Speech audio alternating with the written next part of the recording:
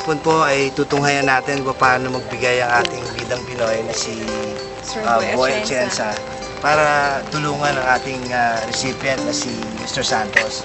Hindi ko kayo, tingnan natin mga kasambahan. Kapit-bahay ko eh. Kumusta ka?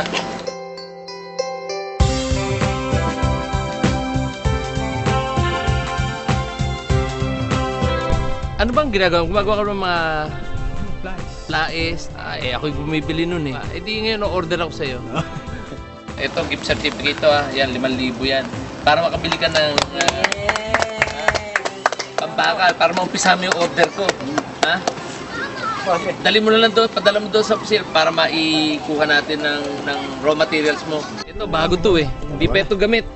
Pero pwede mong gamitin yan, no? Pampalit dyan sa ginagamit mo. Makikita sa mata ni Mang Santos ang tuwa at sayang na dama niya sa pagtulong sa kanya ni Sir Boy.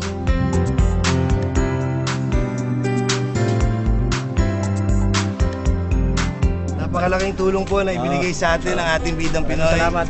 Ano naman po ang pwede nating maipayo sa kanya para at least mapalago niya ang kanyang panimulang hanap buhay? Sa kabila ng may kapansanan o hindi naman namimili ng kapansanan o ano ang tao, basta meron kang tiyaga at may paniniwala na kaya mong mapalago yan, siguradong lalago yan.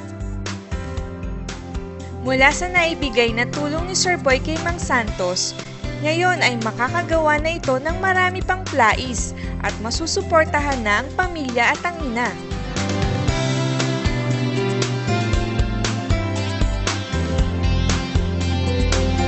Ano naman sa mo, Santos, sa ating bidang Pinoy na tumulong sa atin? Salamat po sa Bidang Pinoy sa UNTV. Salamat sa inyo.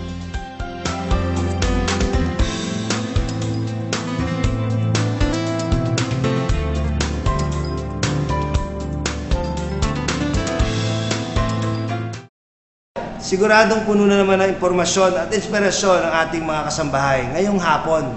Samahan niyo kami tuwing Huwebes 4:30 to 5 ng hapon. Dito lang yan sa UNTV, your public service channel. Pagbida sa negosyo, Bida sa pag-asenso. Bidang Pinoy!